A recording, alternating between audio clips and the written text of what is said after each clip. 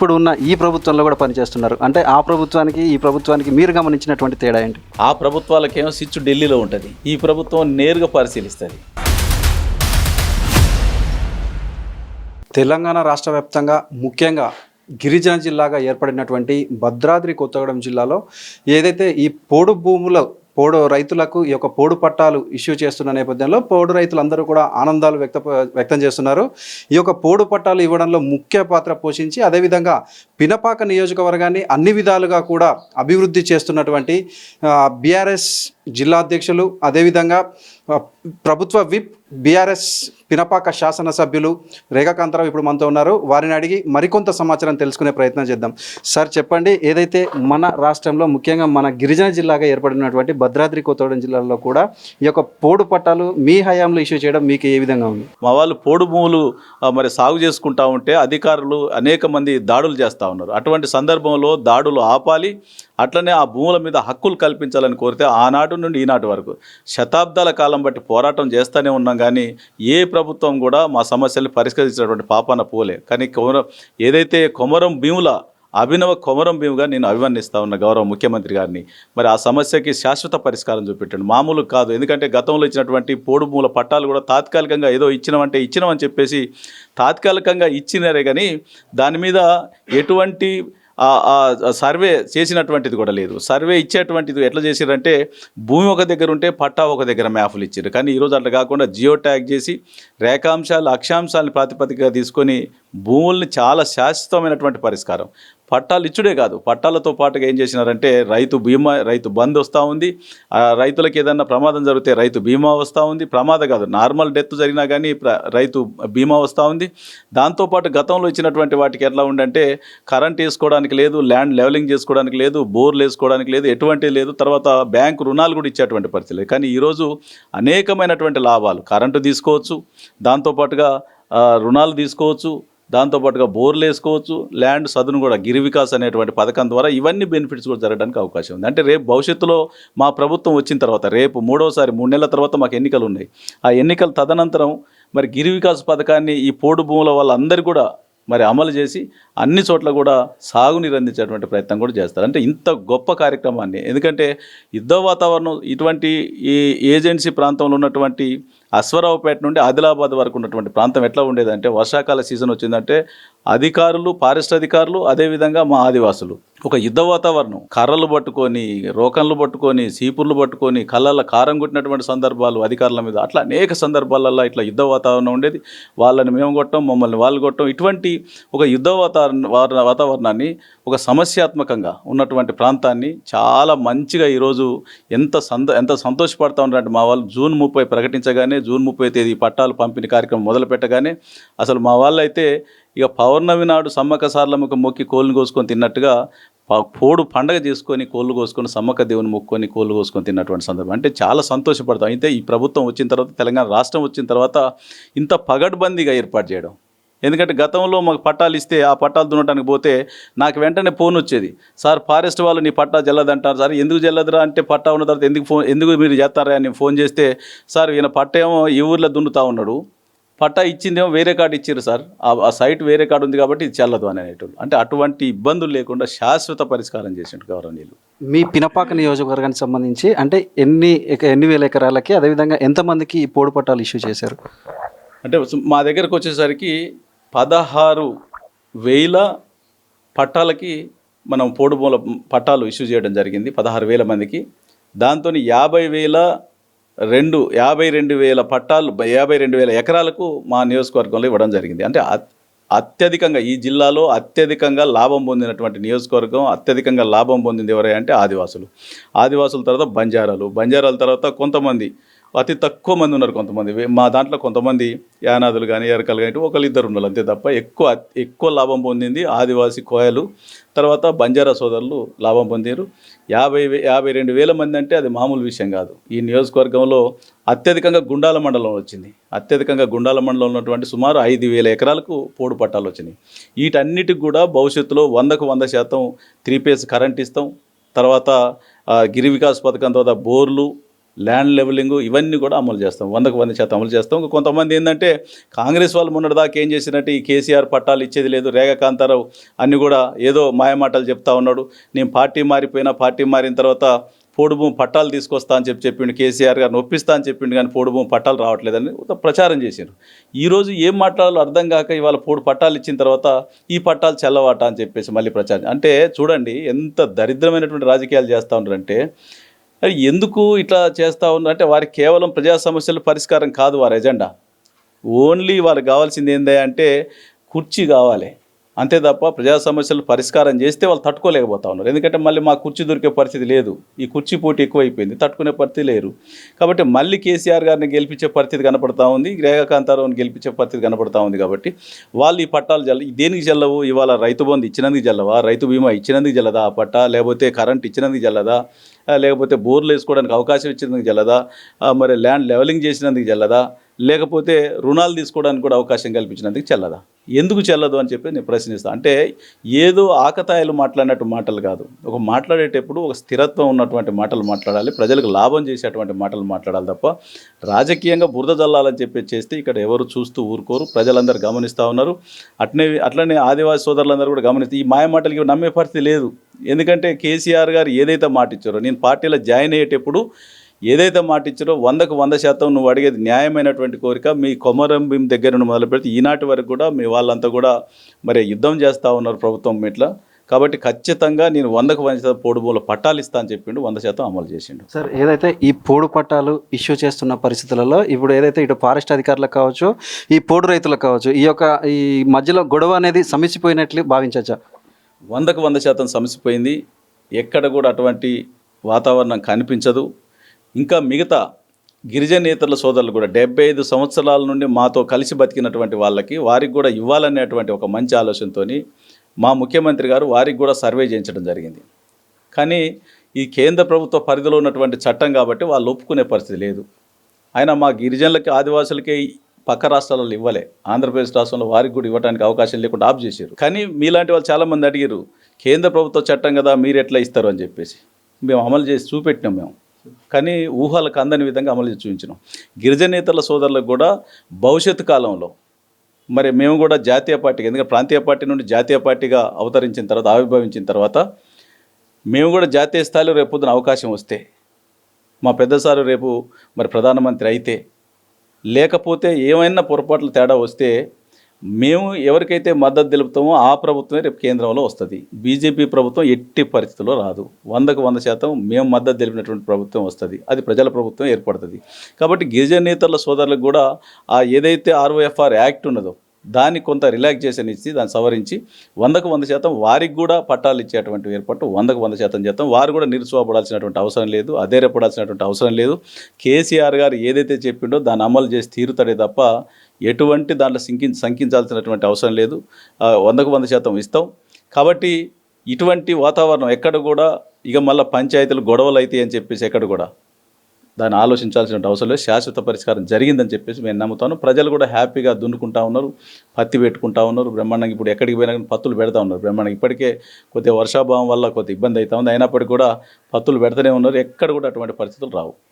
Sir, గిరిజనేతరుల సమస్య కాకుండా ఈ గిరిజనులలో కూడా కొంతమందికి అంటే ఈ భద్రాద్రి జిల్లాలో చూసుకుంటే 2,99,000 ఎకరాలకు అంటే వీళ్ళు అప్లై చేసిన నేపథ్యంలో సగం మందికి మాత్రమే పోడు పట్టాలు వచ్చాయనే కొంతమంది అయితే మాట్లాడుతున్న పరిస్థితి కూడా ఉంది. దీనిపై మీ స్పందన ఏంటి? అంటే ఇప్పటికే మేము 1,52,000 మందికి ఎకరాలకు పోడు పట్టా ఇచ్చినాం మన కాన్స్టిట్యున్సీకి సంబంధించి, మన నియోజకవర్గానికి, మన జిల్లాకు సంబంధించి. కానీ అక్కడక్కడ కొంతమందికి రాలేనటువంటి మాట వాస్తవం. ఎందుకు రాలేదే అంటే ఫారెస్ట్ వాళ్ళు కొన్ని అబ్జెక్షన్ చేసిర్రు. 2005 కంటే మరి ముందు వీళ్ళు ఉన్నటువంటి వాళ్ళు కాకుండా 2005 తర్వాత నరికినటువంటి వాళ్ళు కాబట్టి అని చెప్పేసి కొన్ని అబ్జెక్షన్ చేసిర్రు. దాంతో కొన్ని పొరపాటు ఒకేసారి స్పీడ్గా చేయమనేసరికి అక్కడక్కడ కొన్ని కోర్టు కేసుల వల్ల ఆగిపోయినాయి. ఎందుకంటే ఆ కోర్టు లిటిగేషన్ వల్ల మరి చేయలేనటువంటి పరిస్థితి ఉండటం వల్ల, కొన్ని స్టే ఉండటం వల్ల చేయలేకపోయినా అవన్నీ కూడా ముఖ్యమంత్రి గారిని ఒప్పించి అవకాశం ఉంటే రెండో విడత కూడా ఇవ్వడానికి ప్రయత్నం చేస్తాను వంతుగా. ఈ భద్రాద్రి జిల్లాలో పినపాక నియోజకవర్గాన్ని పక్కన పెడితే మిగతా ఉన్నటువంటి నియోజకవర్గాలలో ఎమ్మెల్యేలకి అంటే ఈ యొక్క ఏదైతే పోడు సాగుదారుల నుంచి వ్యతిరేకత అంటే వాళ్ళు పోడు పట్టాలు పంచే వేదికపైకే వీళ్ళు వెళ్ళి అక్కడ నిరసన కార్యక్రమాలు తెలిసే పరిస్థితి కూడా ఉంది. దీనిపై మీరే విధంగా స్పందిస్తారు? అంటే అది ఏమి లేదు, మా నియోజకవర్గంలో చాలా బ్రహ్మాండంగా చేసినాం. అసలు జనాలు అయితే గుండాలను అయితే నన్ను కిలోమీటర్ ఎత్తుకొని పోయారు. అసలు ఊహించని రీతిలో బూర్గంపాడులో కూడా బ్రహ్మాండంగా ఎత్తుకొని నన్ను కింద అడుగు పెట్టుకొని నేరుగా తీసుకుపోయి స్టేజీ మీదనే కూర్చోబెట్టారు పబ్లిక్ అంతా కూడా. అంటే చాలా సంతోషపడ్డారు. కొద్ది కమ్యూనికేషన్ గ్యాప్ వల్ల జరిగింది. ఏదంటే కొంతమంది సర్వే చేసినటువంటి వాళ్ళకి రాకపోవడం వల్ల వాళ్ళేదో మాకు కొంత ఆందోళన చెందడం జరిగింది. జిల్లాలో ఉన్నటువంటి ఎవరు ఆందోళన చెందాల్సినటువంటి అవసరం లేదు. నా ఒక్క సమస్య కాదు, ఇది మన సమస్య. కాబట్టి 100కు 100% మళ్ళీ నేను ఏదైతే మిగిలినటువంటిది ఏదైతే ఉందో దాన్ని 100% ముఖ్యమంత్రి గారి దృష్టికి తీసుకుపోతే, దాంతోపాటు ఇంకో సమస్య కూడా ఉంది. ఈ ప్రాంతంలో ఉన్నటువంటి గిరిజన ఆదివాసులు ఎవరైతే ఉన్నారో వీళ్ళందరూ సాగు చేసేటువంటి భూములలో కొంత పోడు భూములు కాకుండా గవర్నమెంట్ భూములు కూడా ఉన్నాయి, ప్రభుత్వ భూములు కూడా సాగు చేస్తూ ఉన్నారు. దానికి సంబంధించి పారిశ్రామిక అధికారులు మాదే అని చెప్పేసి అడ్డు పెట్టడంతో అవి కూడా పట్టాలు ఇవ్వడం ఆఫ్ చేశారు. అటువంటివి కూడా కొన్ని ప్రాంతాలలో ఉన్నాయి. మొన్న మా తుమ్మల చెరువులో ఒక 2000 ఎకరాలు ఉండే. మొన్న నేను ముఖ్యమంత్రి గారు కలవడంతో ఆ సమస్య కూడా పరిష్కారం అయిపోయింది. వారికి కూడా పట్టాలు ఇస్తూ ఉన్నాం, అసైన్ చేస్తూ ఉన్నాం. అట్లనే దుమ్మగూడెంలో లచ్చిగూడెం అనేటువంటి గ్రామం ఉంది. ఒక 5-6 గ్రామాలు ఉన్నాయి. ఆ గ్రామాలలో కూడా ఒక 300-400 ఎకరాలు ఉన్నాయి ఒక్కొక్క దగ్గర. మరి అవి కూడా ఫారెస్ట్ అబ్జెక్షన్ పెట్టడంతో పట్టాలు రాలే. కానీ అది వాస్తవంగా ఏంటంటే, నేను మొన్న ఎంఆర్ఓ తెలుసుకున్న, తహసీల్దార్తో మాట్లాడిన తర్వాత ఫారెస్ట్ వాళ్ళతో మాట్లాడితే అది చివరికి అది ప్రభుత్వ భూమి సార్ అని చెప్తా ఉన్నారు. కాబట్టి అటువంటి కొన్ని లిటిగేషన్తో ఆగిపోయినాయి. వాళ్ళందరూ ఏంటంటే అందరికి పట్టాలు వచ్చినాయి, మరి మాకు రాలేదు అని చెప్పి కొంత ఆందోళన చెందుతూ ఉన్నటువంటి మాట వాస్తవం. ఆ డీటెయిల్స్ కూడా నేను సేకరిస్తూ ఉన్నా. అవన్నీ కూడా రేపు నేను ఈ మధ్యకాలంలో ముఖ్యమంత్రి గారిని కలిసేది ఉంది. ముఖ్యమంత్రి గారిని కలిసినటువంటి సందర్భంలో వారందరూ కూడా ఏదైతే ప్రభుత్వ భూములు సాగు చేస్తూ ఉన్నారో వారికి కూడా పట్టాలు ఇచ్చేటువంటి ప్రయత్నం చేస్తాం. వారితో పాటు ఇటువంటి సర్వే చేసి సాగినటువంటి ఏమైతే ఉన్నాయో అది కూడా మళ్ళీ ఒకసారి పరిశీలించి సెకండ్ విడత ఇవ్వాలని చెప్పేసి, కోర్టు కేసులు కానీ ఇటువంటి ఉన్నాయన్నీ కూడా మళ్ళీ సెకండ్ విడత ఇవ్వడానికి నేను నా వంతుగా ప్రయత్నం చేస్తాను.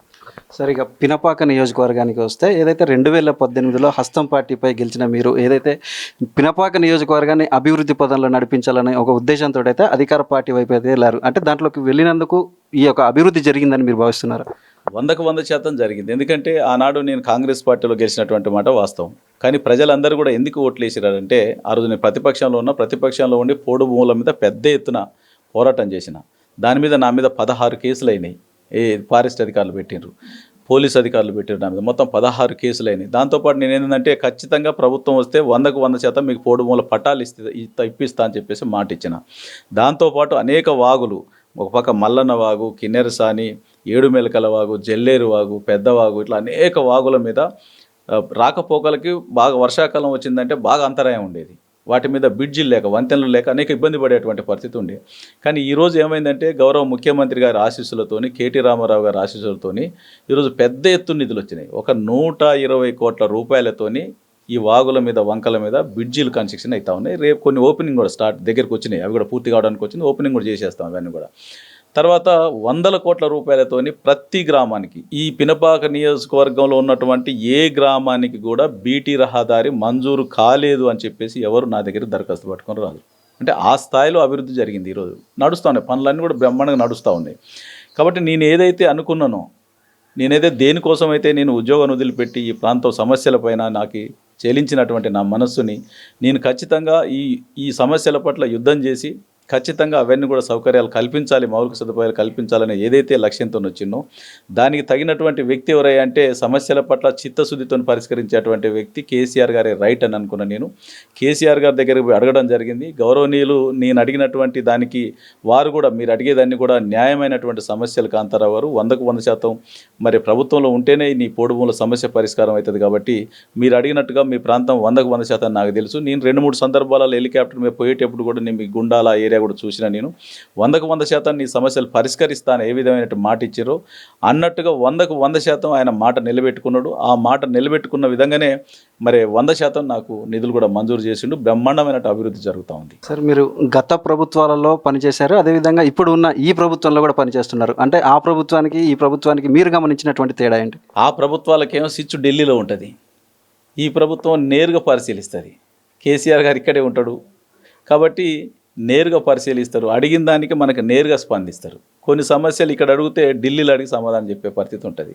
పార్టీలు కావచ్చు, ప్రభుత్వంలో కావచ్చు, ఏదైనా కానీ కొన్ని నిర్ణయాలు తీసుకోవాలంటే ఢిల్లీలో స్విచ్ ఉంటుంది. కాబట్టి అది కొద్దిగా ఇబ్బందికరమైనటువంటి వాతావరణం కనిపించేది. కానీ ఇక్కడ కష్టపడ్డ వాళ్ళని, కష్టపడ్డ కార్యకర్తలను 100కు 100% గుర్తిస్తారు కేసీఆర్ గారు. అక్కడ మీడియేటర్ వ్యవస్థ ఉంటుంది. మీడియేటర్లు ఎవరో పోయి చెప్తే అక్కడ పనులు అయితే పరిస్థితి ఉంటుంది.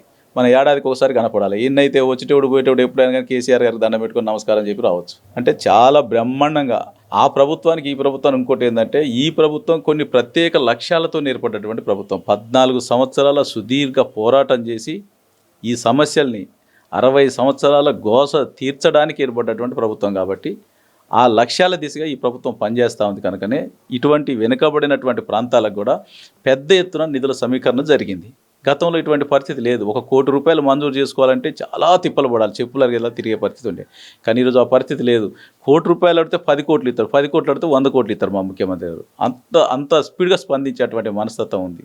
కాబట్టి ఆ ప్రభుత్వానికంటే ఈ ప్రభుత్వం చాలా బ్రహ్మాండంగా ఉన్నది. అక్కడ ఇక గుంజులాట ఎక్కువ ఉంటుంది బాగా, ఒకరి మీద ఒకరు రోజు పంచాయతీలు ఎక్కువ ఉంటాయి. కాబట్టి నాలాంటి వాళ్ళని, వెనకబడినటువంటి వాళ్ళని గుర్తించాలంటే 100కు 100% కేసీఆర్ గారే నాకు శ్రీరామరక్ష. ఈ తెలంగాణకి శ్రీరామరక్ష అన్నట్టుగా వెనుకబడినటువంటి వర్గాలకు కూడా ఆయన శ్రీరామరక్ష. ఈ ఉమ్మడి కంబడి అసెంబ్లీ సీటు తాకనియనని ఏదో శబదం మూడినట్టుగా కూడా చూస్తున్నాం. దీనిపై మీరు ఏ విధంగా మాట్లాడుతున్నారు? అంటే రాజకీయంగా అనుభవం లేక అనాలోచితంగా మాట్లాడినటువంటి మాటలు. ఎవరిని పంపియానంటే అంతరేమన్నా 10 మంది ఎమ్మెల్యేలు ఆయన గుమస్తాలా? అది బూర్జువా ఆలోచన. అటువంటి ఆలోచన ఈ రోజులలో లేదు. ప్రజలు ఇవాళ బ్రహ్మాండమైనటువంటి అభివృద్ధి చేసే ప్రభుత్వం కావాలని కోరుకుంటారు. ఈ ఉమ్మడి జిల్లాకు సంబంధించి 60 సంవత్సరాల్లో సాధించలేనటువంటి పనులు మరి ఎన్నో జరుగుతూ ఉన్నాయి. ఇవాళ 2 జిల్లాలకు 2 మెడికల్ కాలేజీలు వచ్చినాయి. ఇవాళ 2 జిల్లాలకు 2 మెడికల్ కాలేజీతో పాటు 2 నర్సింగ్ కాలేజీలు వచ్చినాయి. దాంతోపాటు ఈ ఉమ్మడి జిల్లాకు ఒక వరదాయినటువంటి సీతమ్మ బ్యారేజ్, సీతారామ ప్రాజెక్టు నిర్మాణం జరుగుతూ ఉంది. బ్రహ్మాండంగా, అసలు మామూలు కాదు, అసలు ఊహించని రీతిలో పనులు జరుగుతూ ఉన్నాయి. దాంతోపాటు కొత్త కలెక్టరేట్ ఏర్పాటు చేసుకున్నాం. భద్రాద్రి జిల్లా కొత్త కలెక్టరేట్. ఎందుకంటే మాలాంటి మారుమూల గ్రామంలో పుట్టి ఇక్కడ నుండి కలెక్టర్ ఆఫీస్కి పోయి దరఖాస్తు ఇచ్చి రావాలి కలెక్టర్ గారికి అంటే ఒక రోజు పొద్దాక జర్నీ పట్టేది మా ఖమ్మం పోవాలంటే. అక్కడికి పోయిన తర్వాత కలెక్టర్ గారు కలుస్తారా కలవరా? కలెక్టర్ గారు కలవలేదనుకో మళ్ళీ ఒక రోజు ఉండాలంటే మాకు హోటల్ ఉండే అటువంటి పైసలు కూడా ఉండే పరిస్థితి కాదు. మళ్ళీ బస్సు ఎక్కి మళ్ళీ ఇంటికి ఆ తిప్పలు లేకుండా ఇంటికి రావాలంటే మళ్ళీ ఈ అర్ధరాత్రి ఎప్పటికి చేరుకుంటామో తెలిసే పరిస్థితి లేదు. కానీ ఈరోజు 1 గంటలో పోతాం, కలెక్టర్ గారిని కలవచ్చు, మళ్ళీ వెంటనే తిరిగి వచ్చి పనులకు పోయడానికి అవకాశం ఉంది. అంటే వికేంద్రీకరణ జరిగిన తర్వాత, ఈరోజు ఎంత పాలన వికేంద్రీకరణ జరిగిన తర్వాత, కొత్త జిల్లాలు, కొత్త రెవెన్యూ డివిజన్లు, కొత్త పంచాయతీలు ఏర్పాటు చేసుకున్న తర్వాత అసలు బ్రహ్మాండంగా అధికారులు అందుబాటులోకి రావటం, మరి ఏదైతే అనుకున్న రీతిలో ఇవాళ పాలన కొనసాగుతూ ఉంది. ఇటువంటి పరిస్థితులల్లో వేరే వాళ్ళు పార్టీ మారి అడ్డుగోలుగా మిమ్మల్ని పంపించమంటే వీళ్ళు పంపిస్తే మేము పోతామా? ఆయన భిక్ష మీద మేము పోతామా? ప్రజల భిక్ష ప్రజలు కోరుకుంటా ఉన్నారు. మీరు కావాలి, బీఆర్ఎస్ పార్టీ కావాలి, కేసీఆర్ గారు కావాలి, రేగల కాంతారావు గారు లాంటి వాళ్ళు ఎమ్మెల్యేలు కావాలి, మన ప్రాంతం ఇంకా ముందుకు పోవాలి అని చెప్పేసి కోరుకుంటా ఉన్నారు. ఊహించని రీతిలో ఈ ప్రాంతానికి మెడికల్ కాలేజీలు, ఒక పాలిటెక్నిక్ కాలేజీ ఉమ్మడి ఆంధ్రప్రదేశ్లో భద్రాచలంలో ఉండే, అది గురుకులం residential, modern residential polytechnic college. అది ఆంధ్రాకు పోయింది. ఎవరు పట్టించుకునే పరిస్థితి లేదు. నేను ముఖ్యమంత్రి గారి దృష్టికి తీసుకుపోయిన వెంటనే ఈరోజు మరి ఆ కొత్త కాలేజీని కూడా ఇవ్వడం జరిగింది. అశ్వరావుపేటలో ఒక సిహెచ్సి, భద్రాచలంలో పెద్ద హాస్పిటల్, జిల్లా హెడ్ క్వార్టర్లో మాతా శిశు హాస్పిటల్తో పాటుగా బ్రహ్మాండమైనటువంటి జిల్లా హెడ్ క్వార్టర్ హాస్పిటల్ డెవలప్ చేసినాం. అశ్వరావుపేటలో డెవలప్ చేసినాం, మనుగూరులో డెవలప్ చేసినాం. ఇవాళ అన్ని హాస్పిటళ్ళల్లో కూడా మరి డయాలసిస్ సెంటర్లు లేకుంటుండే. ఇంతకుముందు డయాలసిస్ సెంటర్లు 5-6 బెడ్లు ఉంటే 5-6 బెడ్లకు జిల్లా హెడ్ క్వార్టర్కి పోతే పోటీ పడేది. వాడు ఎప్పుడు చేస్తాడా, నేను వచ్చి కూర్చోవాలి, నేను వచ్చి ఆ మంచం మీద ట్రీట్మెంట్ చేసుకోవాలనే పరిస్థితి గతంలో ఉండే. కానీ ఈరోజు జిల్లా హెడ్ క్వార్టర్ని పూర్తి స్థాయి స్ట్రెంథెన్ చేసిన 134 రక్త పరీక్షల్ని ఈరోజు బ్రహ్మాండంగా చేస్తూ ఉన్నాం. దాంతోపాటుగా డయాలసిస్ సెంటర్ని అభివృద్ధి చేసుకున్నాం, బ్లడ్ బ్యాంకులు అభివృద్ధి చేసుకున్నాం. బ్రహ్మాండమైనటువంటి ఈ జిల్లాలో ఉన్నటువంటి అన్ని సిహెచ్సిల్లో కూడా ఆపరేషన్ థియేటర్లను కూడా మంజూరు చేసుకున్నాం. చిన్న పిహెచ్సిల్ని కూడా ఈరోజు మంచి బ్రహ్మాండంగా స్ట్రెంథెన్ చేసుకున్నాం, దాని స్థాయిని పెంచుకున్నాం. మరి ప్రతి పల్లె దవాఖానాలలో కూడా, బస్తీ దవాఖానాలతో పాటు పల్లె దవాఖానాలకు కూడా అదనంగా మేము సిబ్బందిని, డాక్టర్స్ని కూడా మేము నియమించుకున్నాం. అంటే ఇంత గొప్పగా చేస్తూ ఉంటే ఆయన పంపిస్తారా, ప్రజలు పంపిస్తారా? అది మూర్ఖత్వం కాకపోతే.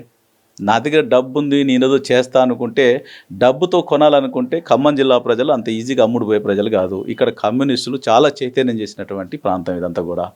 మరి ఈ ప్రాంతంలో మరి ఇటువంటి మాటలు మాట్లాడితే అది అవివేకం అవుతుంది. అది తప్ప ప్రజలు పనిచేసేటువంటి వాళ్ళని కోరుకుంటారు, పనిచేసే ప్రభుత్వం రావాలని కోరుకుంటారు, మా పనులు కావాలని కోరుకుంటారు. కాబట్టి ఇటువంటి వాళ్ళ మాటలు నడవవి. ఇక్కడ 100కు 100%, 10కి 10 సీట్లు కూడా ఈ ఈ జిల్లాలో, ఉమ్మడి జిల్లాలో ఉన్న 10 సీట్లు, భద్రాద్రి జిల్లాలో ఉన్న 5 సీట్లని 100కు 100% మేము గెలుస్తామని చెప్పి తెలియజేస్తాం. తెలంగాణ రాష్ట్ర వ్యాప్తంగా చూడొచ్చు. ఏదంటే మన ఉమ్మడి ఖమ్మం జిల్లాలో కూడా అధికార బీఆర్ఎస్ పార్టీకి ఈ కాంగ్రెస్ పార్టీ గట్టి పోటీ ఇస్తుందని చెప్తున్నారు. అదేవిధంగా ఈ కాంగ్రెస్ పార్టీలో కొంతమంది లీడర్లు చేరడం వల్ల కాంగ్రెస్ పార్టీ పటిష్టమైందని, ముందు అధికార బీఆర్ఎస్ పార్టీకి కాంగ్రెస్ పార్టీకి మధ్యలోనే పోటీ ఉంటుందని చర్చించుకుంటున్న ఉంది. దీనిపై మీరేమంటారు? అయితే ఒకటేంటంటే, అసలు ముందు మాకి పోటీ ఎవరు కావాలన్నా అని బీజేపీ వాళ్ళను కాంగ్రెస్ వాళ్ళు కొట్లాడుతూ ఉన్నారు. అసలు మాకు పోటీ లేదు, ఎవరు పోటీ లేరు మాకు. వాస్తవంగా చెప్పాలంటే ఖమ్మం జిల్లాలో బీజేపీ పార్టీ మాకు దరిదాపులో లేదు, కాంగ్రెస్ పార్టీ దరిదాపులో లేదు. కాబట్టి వాళ్ళిద్దరు పోటీ పడుతూ ఉన్నారు, మేము సెకండ్ ఉండాలని చెప్పేసి. కానీ ఫస్ట్ బీఆర్ఎస్ఏ ఉందని చెప్పేసి అందరూ ఒప్పుకుంటా ఉన్నారు, 100కు 100% అందరూ ఒప్పుకుంటా ఉన్నారు. ఇక తర్వాత ఏంటంటే, లీడర్లు ఎంతమంది కాంగ్రెస్లో చేరితే అంత గొప్పగా ఇంకా గొడవలు అవుతూ ఉంటాయి. ఇప్పుడు ఉన్నోళ్ళు తనుకొని వస్తూ ఉంటే నిన్నొచ్చినోనికి ఇంకా ప్రియారిటీ ఇస్తా ఉన్నారని చెప్పి ఒకరి మీద ఒకరు ఇంకా గొడవలు పెట్టుకుంటారు. అది ఇంకా మాకు కలిసి వచ్చేటువంటి అంశం. ఎందుకంటే నిన్నటిదాకా అనేక మంది ఒక్కొక్క నియోజకవర్గంలో 5-6, 10 మంది అట్లా పోటీ పడ్డారు టికెట్ల కోసం. ఈరోజు ఏమైంది, వీలు చేరటంతో మీడియా కానీ అందరూ కూడా శ్రీనివాసరెడ్డి గారి దగ్గర డబ్బులు ఉన్నాయి కాబట్టి శ్రీనివాసరెడ్డి గారు ఆల్రెడీ టికెట్లు ప్రకటించిండు, ఆల్రెడీ చేరకముందే ప్రకటించేశారు. వాళ్ళందరూ టికెట్లు ఇస్తే మా సంగతి ఏంది అని చెప్పేసి వాళ్ళలో వాడే కాంగ్రెస్ పార్టీని ఎవరు ఓడియాల్సిన పనిలే, వాళ్ళే ఓడించుకుంటారు. మా బీఆర్ఎస్ పార్టీని వాళ్ళే గెలిపిస్తారు, 100కు 100% వాళ్ళే గెలిపిస్తారు. మళ్ళీ అందులో చేరే మాకు ఓట్లు వేస్తారు. ఇప్పుడు అనుకుందాం ఒకటి, ఇంతకుముందు శ్రీనివాసరెడ్డి గారు అధికార పార్టీలో అప్పుడు ఉన్నాడు, టీఆర్ఎస్ పార్టీలో ఉన్నాడు. ఆనాడు టీఆర్ఎస్ పార్టీ, ఈరోజు బీఆర్ఎస్ పార్టీ. ఆనాడు ఉన్నాడు, ఎన్ని సీట్లు గెలిపించిండయా? ఆయన బలమేది తేలిపోయి అధికార పక్షంలో ఉన్నప్పుడే గెలిపించలేకపోయిండు. ఈరోజు ప్రతిపక్షంలోకి పోయి నేను గెలిపిస్తా ఒక్కరిని నేను దాటినయా, ఇంకా మళ్ళీ 19 మంది, ఇది కాదు 119 మందికి వర్తిస్తుందట.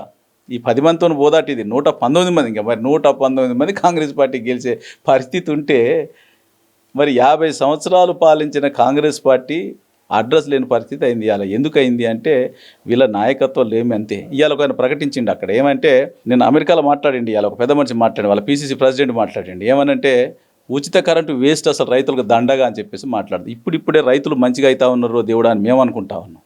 ఎందుకంటే వారికి పెట్టుబడి సాయం ఇచ్చినాం, పాపం ఏదైనా ఇబ్బంది అయిన కుటుంబాలను మేము ఆదుకుంటా ఉన్నాం. రైతుల్ని ఇంతకుముందు లెక్క ధర్నాలు, సబ్స్టేషన్ల ముందు ధర్నాలు చేసే పరిస్థితి దాటిపోయింది. అలా రైతులంతా బాగున్నారు, సంతోషంగా మేము అనుకుంటా ఉంటే, ఉచిత కరెంట్ వద్దు, కేసీఆర్ గారు కమిషన్ కోసం ఇస్తూ ఉన్నారు అని చెప్పేసి మాట్లాడి ఇవాళ అమెరికాలో మాట్లాడండి. మరి గంత దుర్మార్గమైనటువంటి మాటలు మాట్లాడుతూ ఉంటే, ధరణి వద్దన్నాడు నిన్నటిదాకా, ఇవాళ ఉచిత కరెంట్ వద్దంటా ఉన్నాడు, రేపు కేసీఆర్ కిట్ వద్దంటాడు, రేపు మరి కేసీఆర్ న్యూట్రిషన్ కిట్ వద్దంటాడు, దాంతోపాటు కళ్యాణ లక్ష్మి వద్దంటాడు, షాదీ ముబారక్ వద్దంటాడు. ఇక అన్నీ తీసేస్తారు. వీళ్ళు ఇష్టం వచ్చినట్టు ప్రకటించుకుంటూ పోతూ ఉంటే, రైతులకు ఉచిత కరెంట్ వద్దని ప్రకటిస్తారు, ధరని తీసేద్దాం అంటారు. గిన్ని ప్రకటిస్తా అంటే ప్రజలు వాళ్ళని ఆదరిస్తారా? ఇది చెప్పండి, ఎట్లున్నది కథ వాళ్ళ కథ. నేను ఇప్పుడు మాట్లాడిండు, అమెరికాలో మాట్లాడారు. అంటే గింత దారుణంగా రైతుల పట్ల వివక్ష చూపేటువంటి వాళ్ళని ప్రజలు ఎట్లా గెలిపిస్తారు? వీళ్ళు ఎట్లా మమ్మల్ని గేటు దాటినారంటే, వీళ్ళ దయాదాక్షిణ్యాల మీద మేము పోవట్లేదు. మా పార్టీ 100కు 100% పేదల పక్షపాతిగా ఉన్నటువంటి పార్టీ, రైతుల పక్షపాతిగా ఉన్నటువంటి పార్టీ.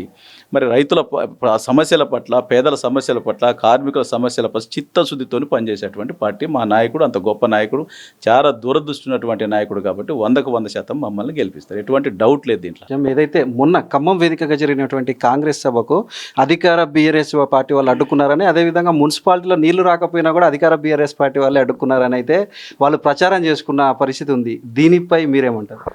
అంటే పండ్లున్న చెట్టుకి రాళ్ళు పడతాయి. అట్లనే ఏది జరిగినా కానీ వాళ్ళు పోత ఆయన కింద పడ్డా కానీ కేసీఆర్ గారే నన్ను కింద పడేసిండని చెప్తారు. అంత దరిద్రమైనటువంటి పరిస్థితి. అంటే ఏది చేసినా కానీ ప్రజలు స్వేచ్ఛగా పోవచ్చు. వాళ్ళు ఎవరు నక్సలైట్లు మీటింగ్ పెట్టుకుంటే పోతా ఉంటే, ఇంత పోలీసు నిర్బంధం ఉంటే అవుతాం, పోయేటోళ్ళు పోతూనే ఉంటారు అంతే. కాంగ్రెస్ పార్టీ మీటింగ్ పెట్టుకుంటే మేమెందుకు వద్దంటాం, మాకేమి పని అంటే, ఆడలేక మధ్యల మీద పడ్డట్టు నదిల కథ. జనాలు తక్కువ వచ్చిర్రు, అది ఫెయిల్ అయిపోయింది. అంతకుముందే ఏడిచిండు, ఈ లీడర్ల ఒత్తిడికి తట్టుకోలేకపోతాడు ఆయన. ఏదో అనుకుంటే ఇంకొకటి అయింది, అనుకున్నది ఒకటి అయ్యింది ఒకటి అయింది. కాబట్టి ఏం చేయాలి అర్థం కాక ఇక జనాలను రానియలేదు. ఎందుకు రానియమండి? బ్రహ్మాండంగా పోయారు, వాళ్ళే పోయారు. జనాలు పోయేవాళ్ళు, వాళ్ళకు ఉన్నటువంటి వ్యక్తులు వాళ్ళకి పోయారు. ఏ పార్టీ మీటింగ్ పెట్టే పోతారు. ఇక ఇది చేయలేక లాస్ట్కి వస్తారక మా మీద ఏదో ఆడిపోయిన మాటలు మాట్లాడాలి. జనాలు పోవటం కాదు, జనాలు కాంగ్రెస్ పార్టీ కాదు బీఆర్ఎస్ పార్టీని గెలిపించడానికి కసితో ఉన్నారు అందరు కూడా మళ్ళీ. ఎందుకంటే పోయినసారి 2 సార్లు తప్పు చేసినాం, మనం ఒక్కొక్క సీటు గెలిపించి తప్పు చేసినాం. ఈసారి 10 సీట్లు గెలిపించాలి, గట్టిగా నిలబడాలి, మనం కేసీఆర్ గారికి గట్టిగా అండగా నిలబడాలి. ఎందుకంటే ఇంత గొప్పగా పనులు అవుతా ఉన్నాయని చెప్పి చాలా కసిగా ఉన్నారు. 100% గెలిపిస్తారు. వాళ్ళు ఎన్ని కుట్రలు పనినా కానీ, ఎన్ని కుట్రలు పనినా 100కి 100 రూపాయలు ఇక్కడ బీఆర్ఎస్ పార్టీ గెలవటం ఖాయం, ప్రభుత్వాన్ని ఏర్పాటు చేయడం ఖాయం, పెద్దసారి మళ్ళీ ముఖ్యమంత్రి కావడం ఖాయం, రేగా కాంతారావు గారు గెలవడం కూడా ఖాయం. ఎవ్వరూ ఆపలేరు దీన్ని. సార్ 2018లో మీరు ఎన్నికల్లో ఇచ్చిన హామీల్లో భాగంగా గూండాల మండలం ఇది అటు కొండ ప్రాంతంలో కూడా ఒక రోడ్ వేయించి బస్సు సౌకర్యం కూడా కల్పించారు. అంటే ఇంత చిత్తశుద్ధితో పనిచేయడానికి గల కారణాలు ఏం లేదు, నేను పుట్టింది కుగ్రామం, సమస్యల్లోనే పుట్టినాం మేము, చిన్న గుడిసెలలో ఉన్నటువంటి వాళ్ళం. నేను చదువుకునే టైంలో స్కూల్ ఎట్లుండేదంటే చిన్న పాకలల్లో ఉన్నటువంటి స్కూల్లో ఎటువంటి పరిస్థితి ఉండేదంటే ఇక అది చెప్పేది కదా, ఆ బాధలు వర్ణనాతీతం. మధ్యలో ఒక వాగు ఉండేది, ఆ వాగు దాటాలంటే చిన్న వాగు అయితే స్కూల్ నడిచేది కాదు. తుఫాన్లు వచ్చినాయి అంటే ఒక లంకలలో ఉన్న పరిస్థితి, లంక దీవులను తలపించేలా ఉండే పరిస్థితి, కరెంట్ ఉండేది కాదు, నెలల కరెంట్ ఉండేది కాదు. ఈ సమస్యలన్నీ చూసిన తర్వాత సమస్యలకు వెళ్ళి ఒడ్డెక్కాలే. ఈ ప్రాంతం ఇన్ని సంవత్సరాలు అయింది స్వాతంత్రం వచ్చి, 60 సంవత్సరాలు అయితే కూడా ఇంకా ఈ బాధలలో ఎంతకాలం ఉండాలి అని చెప్పి నేను ఉద్యోగానికి రాజీనామా చేసి వచ్చిన. కాబట్టి ఆ లక్ష్యాల కోసం నేను పనిచేస్తూ ఉన్నా, ఆ లక్ష్యాల కోసం పనిచేస్తూ ఉన్నా. కాబట్టి ప్రత్యేక లక్ష్యాల కోసం ఏర్పడినటువంటి పార్టీ కాబట్టి, మరి 14 సంవత్సరాలు సుదీర్ఘకాలం పోరాటం చేసినటువంటి నాయకుడు ఉన్నాడు కాబట్టి వారి దగ్గరికి పోతే ఇటువంటి మొండి సమస్యలకు పరిష్కారం చేయగలుగుతాడు అని చెప్పేసి నేను ఆలోచించాను. 2014లో నేను ఎమ్మెల్యేగా లేనప్పుడు నడిచి గుట్టల మీదకి వెళ్ళిపోయినా, నడిచి గుట్టల మీదకి వెళ్ళిపోయిన విజువల్స్ ఫోటోలు కూడా ఉంటాయి. నేను నడిచిపోయి ఆ గ్రామస్తులకు నేను మాట ఇచ్చిన 100% 2018లో గెలిచిన తర్వాత మీకు ఖచ్చితంగా నేను రహదారి పోయించి నేను బస్ వేసుకొని వస్తాను మీ గ్రామానికి అని చెప్పిన. అట్లనే మాట ఇచ్చిన, అదే విధంగా నేను మాట తీర్చిన. అంటే మా ముఖ్యమంత్రి గారు ఎట్టుంటాడంటే ఏదైనా మాట చెప్పిండు అంటే 100% హామీ ఇచ్చిందంటే 100% ఆ నిధులు కావచ్చు, ఏ సమస్యను పరిష్కరిస్తారు. మరి అట్లాంటి మొండోడు కాబట్టే నేను కూడా సమస్యల పట్ల నేను పనిచేయాలనేటువంటి ఒక చిత్తశుద్ధి ఉంది, నాకు ఉత్సాహవంతుని నేను. కాబట్టి నా ఉత్సాహాన్ని, నా నా నా నా క్రమశిక్షణని, నా పార్టీ పట్ల విధేయతని గమనించింది కాబట్టి ముఖ్యమంత్రి గారు నేను ఏది అడిగినా కానీ సహకారం చేసిండు. కాబట్టి 100% ఆ సమస్య కాదు, అన్ని సమస్యలు పరిష్కారం 100% పరిష్కారం అవుతా ఉన్నాయి. రేపు ఎన్నికల నాటికి 100% గ్రామాలకు అన్నిటి కూడా మొండి సమస్యలు అన్నిటి పరిష్కారం. ఎందుకంటే ఏదో పెన్సిలిన్ మందాట అన్ని రోగాలకి సమస్య పరిష్కారం చేద్దన్నట్టుగా ఒక్క కేసీఆర్ గారే 100 సమస్యలకు పరిష్కారం చూపెట్టిండు. సార్ ఇన్ని వేల ఎకరాలకు పోడు పట్టాలు ఇచ్చారు, మరి వారికి నీటి సమస్యను కూడా తీర్చే విధంగా ఏ విధంగా ప్రయత్నిస్తున్నారు? 100% గిరిజన ప్రాంతంలో గిరి వికాస్ అనేటువంటి పథకం ఉంది. గిరి వికాస్ అనేటువంటి పథకం ద్వారా రేపు ఎన్నికల తర్వాత మళ్ళీ మా ప్రభుత్వం వస్తూ ఉంది కాబట్టి ప్రతి ఎకరాకు కూడా ఏదైతే పోడు భూములు ఉన్నాయో పోడు భూములు అన్నిటి కూడా 3 ఫేజ్ కరెంట్ ఇస్తాం. దాంతోపాటు బోర్లు వేస్తాం. బోర్లు వేసిన తర్వాత వారందరికీ కూడా సాగునీరు 100% కల్పిస్తాం. మేము ముఖ్యమంత్రి గారిని ఆ పోడు భూములకి సాగునీరు వచ్చేంత వరకు కూడా నేను వదిలిపెట్టా సార్ని ఎప్పుడు కూడా. ఎందుకంటే ఏ సమస్య ఉన్నా నేను పోడు భూములు కూడా అంతే, ఎక్కడ గలవని సార్ మా పోడు భూములు మమ్మల్ని మర్చిపోకండి సార్, మమ్మల్ని మర్చిపోకండి. ఒక జోరీగా లెక్కనే చెవుల ఎప్పుడు అట్లా మాట్లాడతాం. ఇప్పుడు సేమ్ మళ్ళీ ఆ సమస్య ఇంత చేసిండు, నారు పెట్టినోడు అట్లా నీరు పోయారా అన్నట్టుగా మొక్కేసిండు, నీరు పోయారా పెంచాలి కదా దాన్ని. కాబట్టి 100% పరిష్కరిస్తారని వారి మీద విశ్వాసం ఉంది. వారు గ్యారంటీగా ఆ సమస్యను కూడా పరిష్కరిస్తారు. ఎందుకంటే శాశ్వత పరిష్కారం చేయాలి అనేటువంటి ఆలోచన వారికి ఉంది కాబట్టి 100% చేస్తారని నమ్మకం ఉంది. 100% పరిష్కరిస్తారు. మీరు పినపాక నియోజకవర్గాన్ని మొత్తానికి చేసినటువంటి అభివృద్ధి ఈ వచ్చే ఎన్నికలలో మీ విజయం నల్లేరుపై నడక అవుతుందని మీరు భావిస్తున్నారా? 100% ప్రజలు ఇంత గొప్పగా పనిచేసేటువంటి వాళ్ళని వదులుకోరు. ఒకటి గతంలో నేను చిన్న ఎగ్జాంపుల్ చెప్తా. నేను 2013-14లో మనుగూరులో ఈ ప్రాంతానికి 100 పడకల హాస్పిటల్ కావాలి, ఒక పోస్ట్ మార్టం ఏదన్నా ప్రమాదవశాత్తు ఎవరైనా చనిపోతే పాపం ఆటో కట్టుకోవడానికి కూడా డబ్బులు లేకపోతే ఇక్కడ నుండి 100 కిలోమీటర్లు పట్టకపోయి పోస్ట్ మార్టం చేసుకొని శవాన్ని తీసుకొని వచ్చేసరికి శవం కుళ్ళిపోయే పరిస్థితి. ఇటువంటి సందర్భాలు అనేకమైన జరిగినాయి. ఇవన్నీ దృష్టిలో పెట్టుకొని 100 పడకల హాస్పిటల్ కట్టించినప్పుడు నేను 100 పడకల హాస్పిటల్ మంజూరు చేయించి కట్టిస్తే 2014 తర్వాత గెలిచినటువంటి ఎమ్మెల్యే దాన్ని పట్టించుకున్న పాపాన పోలే. దాంట్లో పందులు ఎరిగినాయి, కుక్కలు ఎరిగినాయి, పిల్లులు ఎరిగినాయి, ఆగమైంది. దాని తర్వాత నేను వెంటనే ముఖ్యమంత్రి గారితో మాట్లాడేదా, నేను జాయిన్ కాక ముందే ముఖ్యమంత్రి గారితో పోయి ఈ సమస్య ఈ ఫోటోలను చూపించిన తర్వాత ముఖ్యమంత్రి గారు వెంటనే స్పాట్లు అక్కడనే హెల్త్ కమిషనర్ గారికి ఫోన్ చేసి మనుగురు వెళ్ళండి, మనుగురు వెళ్ళి ఆ 100 పడకల హాస్పిటల్ సంగతి ఇమీడియట్గా నాకు 2-3 రోజుల్లో ఓపెన్ చేయాలంటే ఆయన ఇక్కడే ఉండి కమిషనర్ గారు 3 రోజులలో దాన్ని ఓపెన్ చేసి ఇమీడియట్ డాక్టర్స్ని పెట్టినాం, కొంతమంది సిబ్బందిని ఇచ్చినాం. ఆ హాస్పిటల్ ఏంటంటే చాలా బ్రహ్మాండంగా తయారైంది. ఆనాడు పట్టించుకోలే. అంటే ఎమ్మెల్యేగా ఉండి కూడా ఇటువంటి చిన్న సమస్యల్ని కూడా పట్టించుకునే పరిస్థితి. కానీ ఈరోజు నేను మొండి సమస్యలకి పరిష్కారం చూపించిన. ఇటువంటి వ్యక్తిని ఎవరు వదిలిపెడతారు? కాబట్టి అభివృద్ధిని కాంక్షించే ప్రతి ఒక్కరు కూడా 100కు 100% ఓట్లు ఎత్తారని నమ్మకం ఉంది. సంక్షేమం అనేది అయితే చెప్పేది కదా, ఒక స్వర్ణయుగం తెలంగాణ రాష్ట్రంలో. మరి ప్రజలు ఎందుకు వదిలిపెడతారు?